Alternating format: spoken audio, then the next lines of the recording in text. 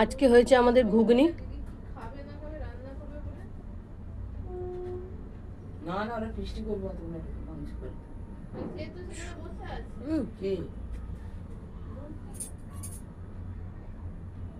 এই যে ঘুগনি, গরম গরম ভাত,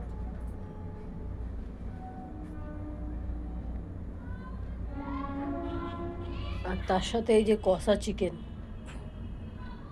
তো আজকের এই ভিডিওটা আপনাদের কেমন লাগলো অবশ্যই কমেন্টে জানাবেন। লাইক, শেয়ার, সাবস্ক্রাইব করবেন, সাথে থাকবেন, পাশে থাকবেন বন্ধুরা।